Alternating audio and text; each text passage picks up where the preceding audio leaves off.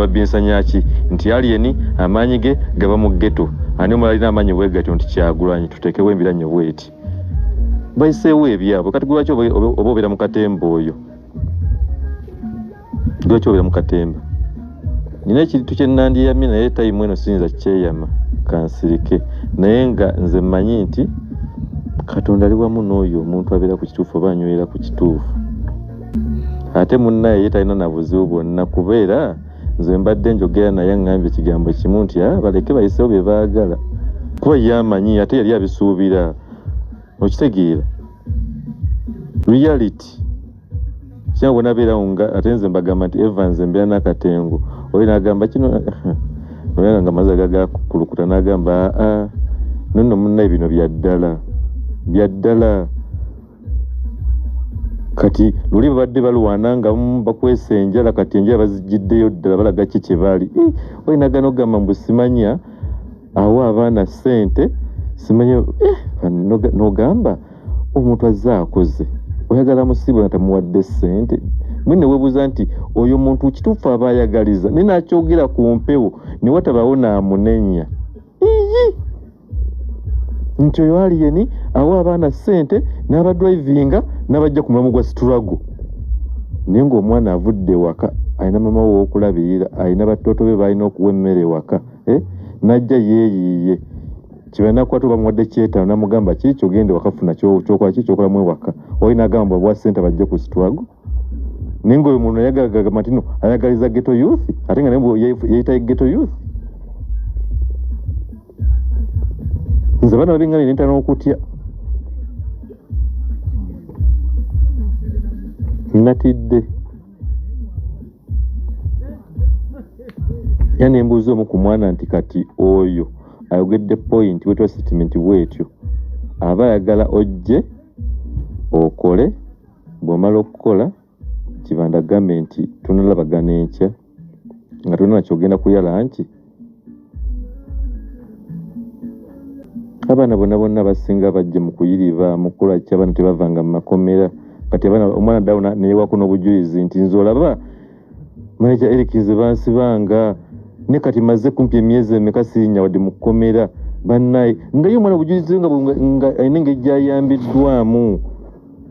ye nagamba nze njaga kibanda kuba alina ebintu bingi nnyo byamponyezza okubeerawo kwe okitegeera jo twali tuli mu motoka ntubaka awantu wetwayisawo zadde essaawa nga 5 nga tuva piikingayo maama ne tuyita alini we yabeeranga oba we yasuulanga waliwo landiroodi yamukasukira ebintu wabweru like nga abanja ssente za rent naŋŋamba okyajjukirawo awo wantu awo ne mugamba njukirawo bulungi naŋŋamba kati ndowooza ne landiroodi yansuulira ebintu wabweru muli awulira ensonyi okubanga agamba nti yabisuula ne mugamba ekyogedde kyaki naŋŋamba nze sitya kwogera kuba yembeera gye tuyiseemu okitegeera ate n'ekyo kyennyini nti nze mba nga nsobola okukiyitamu nenkivaamu ekitegeeza abaana bangi nnyo abali mu mbeera bwetyo nga basobola okuvuunuka embeera gye balimu ne bafuuka ekintu nga nze kyendi oba n'okusinga ku kyendi gwe tomanyi nga eki gye nafiiri nze nenjukira akaseera ako kenabeerawo nga kasukibwa ebintu wabweru mwana kati essaawa zino omuntu asobola okuvaayo n'ayogera kyayogera kyonna ye nalowooza nti amanyi nnyo era nalowooza nti byakola birina kyebimutwalako oba kyebimwongerako naye nga tamanyi aso ya mwana oyo evuddewa nze sigenda kuwatakinga muntu n'omu ate sigenda kuluma muntu n'omu kubanza oyinza n'okwesanga kuwatakinga muntu n'omu ate sigenda kuluma muntu n'omu kubanza oyinza n'okwesanga ate bonna bano abalumba ng'ate munna ate bali bebekwatako ng'ate balina nekimu kyebamanyi kitegeera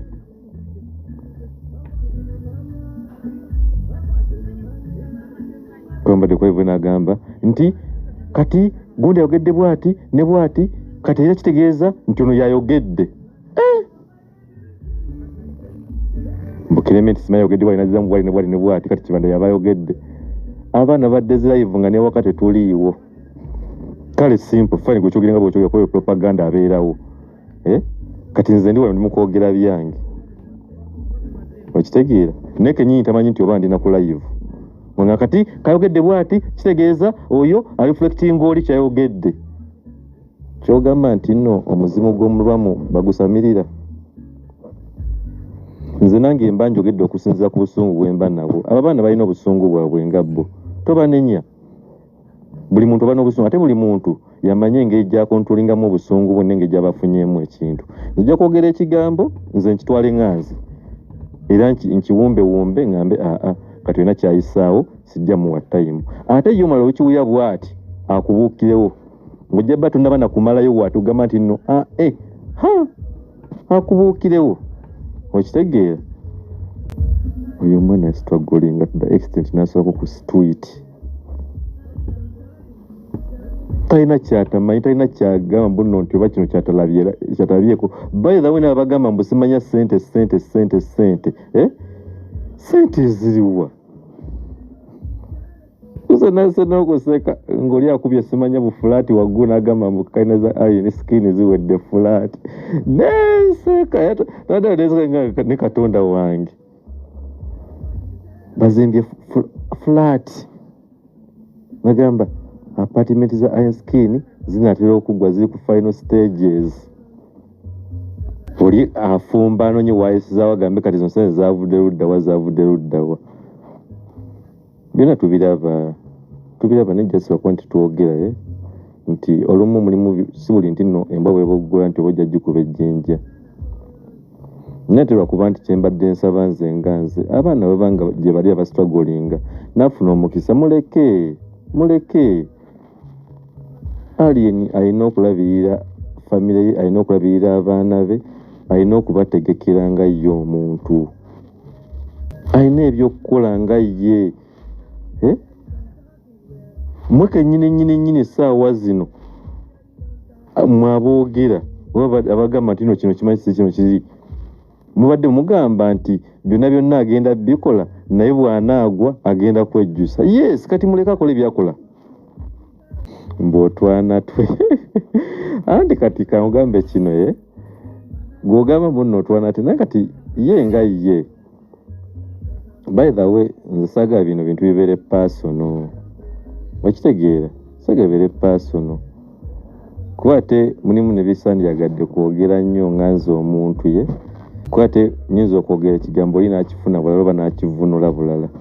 nekambayo kakulumu abagamba mbuno nti abagamba mbu Kyagulanyi biki kambayo kana katono nnyo bwe kati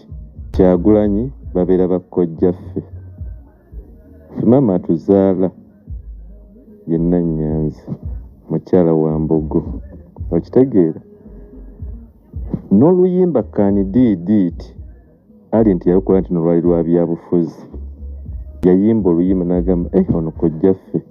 bw'aba ayagala omuntu yetapulitendinga atagenda kuvaayo agambe mbu nno simanya nze njagala oli no ayina okuvaayo okusirika naga tajja kukola gwe kyoyagala kukola gwe n'oyisaawo kyoyagala nti olwokuba nti kino kibadde oyagala bannaaye bwe tuba twasoolinga ffekka abasinga mulaba ka vidiyo nga tugenze mama mu kyalo gy'abadde n'embeera gy'alimu okitegeera mulimu ebintu nga n'omuntu naye alina kukyusa ebintu ebyo ate nga tagenda bikyusa mu lunaku lumu kati gwe omusako mbusimanya olina okuvaayo okole statement oli sayidi ki olwo nabiwulidde mbwe ebyalo Enjirova naye ebyo munnaye nze neddira Mbogo ssebo soffe tetuseka oli wa Mbogo naye nanga nzala yenna Nnyanzi kati olwo mbuki ame yatwasirisiraku nedda ate n'ekirala nze kyenjagala kuba okwogera ennyo si kwe kusinga okitegeera naye ate kyennandyagadde buli omu abeera ne tayimu ye ate era bw'osalawo n'ogamba nti golonze sayidi yiyo beera ne sayidi yo bw'obanga gwe nga gwe oli mu struggle ya politics leka bali mu struggle y'endongo bali mu struggle y'endongo. Alini alwana nnyo okulaba ng'atereza ndongo. Gwe ate omuntu lwavinga nnyo akole ggwe kyoyagala owulire kyayogera. Naye ng'ate ye ali mu kuwananya alabe nga akabanga kanaamalawo aleke nga tisenaka ettaffaali lyatadde ku art industry oba ku ndongo. Nono bino mbigamba naye tebye biri mu mutima gwe. Situulangakawo naye n'olunaku n'olumu n'aŋŋamba nti oba kati ebyobufuzi bigenze bitya oba kino kiri kitya no. Wabula ate emboozi z'abaanyumya.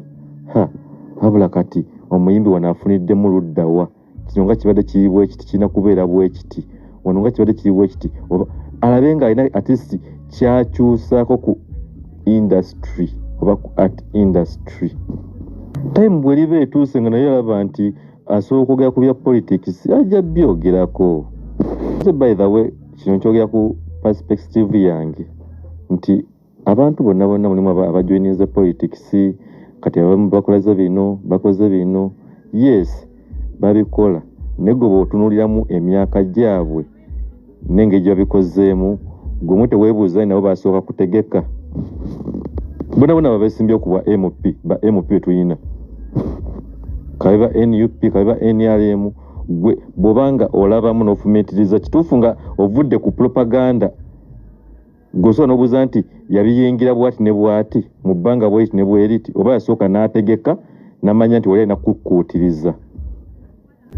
Lwaki ow'omwezi ogumu gweyagala akola ebibuuzo ebya senior 6 amma tagenda ba reply nga just know that tagenda reply kati ayogere ki era bagambe ki. Nedda nti okuyomba si ekikulu ku kituufu kuba naye ayomba kuba tamanyi kituufu. Nze mbadde okunewala nga bamubuuza nti video yazeeti simanyi butambi buliwa naye nze nga mba neoba omutemako omukono talina kyayinza kuwa.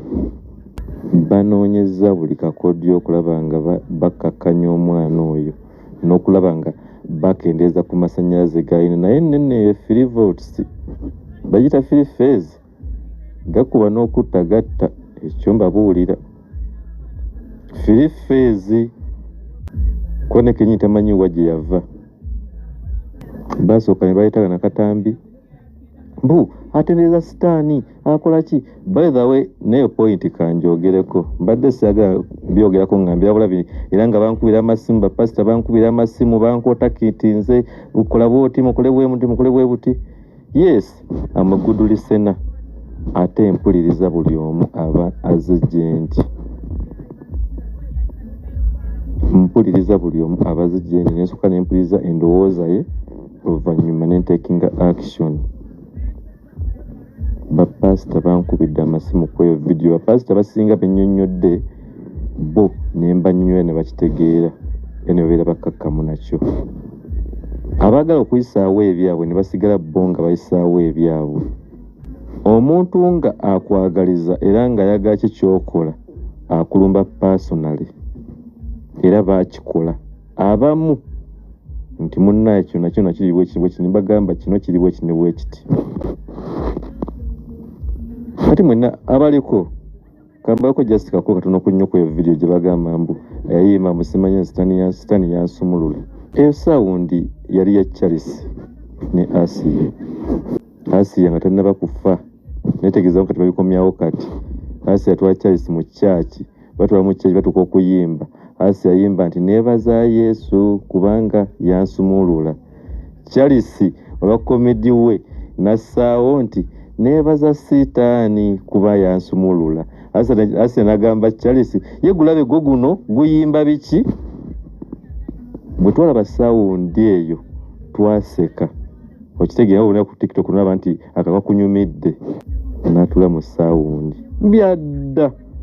Abantu abasinga nolabanga oli akuba propaganda akola bwati nakola bwati n'ogamba tatusirike ko bwe kibaba baagala. Omuntu nga takwagala ne bw'ozinira ku nnyanja agamba nti mufuumulize enfuufu naye nga ku nnyanja enfuufu eba evuddewo nga gali gaba mazzi. Ate nze kyendabye teri muntu ayagala successful ya muntu oba success ya muntu. Ate abadde n'ekibuuzo kyatera okumbuuza oba tugeze nga omuntu aleese ddiiro kali zira ndaba bana badda nawe nagamba kino kyogamba mbuno nti kati mukyoga mbuno kati mwakamu contactinga kati nti kati mwenjukiza ekigambo kyabasajja kye bagamba nti si crumble for Africa buli omu asika zawuwe no basika naye kye basika kikyalemeddeawo mu makkati ate yo yakola ebintu teyeefiirayo kyova olaba nti bwe bamubuuza ku ebyo bannaddiini yabaddamu nga bw'ayagala kuba yalaba nga talina kiyewozaako kati nga gwe akitegeera osobola okitegeera